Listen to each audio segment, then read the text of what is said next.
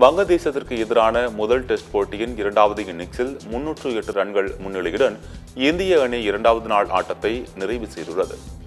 India மற்றும் வங்கதேசம் அணிகளுக்கு இடையிலான முதலாவது டெஸ்ட் போட்டி சென்னை சேப்பாக்கம் மைதானத்தில் நேற்று தொடங்கியது. முதலில் விளையாடிய இந்திய அணி நேற்றைய ஆட்ட நேர முடிவில் 6 விக்கெட் இழப்பிற்கு 339 ரன்கள் எடுத்தது. இதனைத் தொடர்ந்து இன்று இரண்டாவது நாள் ஆட்டத்தின் அனைத்து விக்கெட்டுகளையும் இழந்து 376 ரன்கள் சேர்த்தது. தொடர்ந்து களமிறங்கிய வங்கதேச அணி இந்திய பந்துவீச்சை தாக்குப்பிடிக்க முடியாமல் அடுத்தடுத்து விக்கெட்டுகளை இழந்து திணறியது. மதிய உணவு இடைவெளிக்கு பின்னர் அந்த அணி 149 ரன்களில் அனைத்து விக்கெட்டுகளையும் இழந்தது. இதையடுத்து இரண்டாவது இன்னிங்ஸை தொடங்கிய இந்திய அணி இரண்டாவது நாள் ஆட்ட நேர முடிவில் 3 விக்கெட்டுகள் இழப்புக்கு 81 ரன்கள் எடுத்தது. இதன் மூலம் இந்திய அணி 308 ரன்கள் முன்னிலை பெற்றுள்ளது. சுப்மன் கில் 33 ரன்கள், ரிஷப் பண்ட் 12 ரன்கள் எடுத்து களத்தில் உள்ளனர்.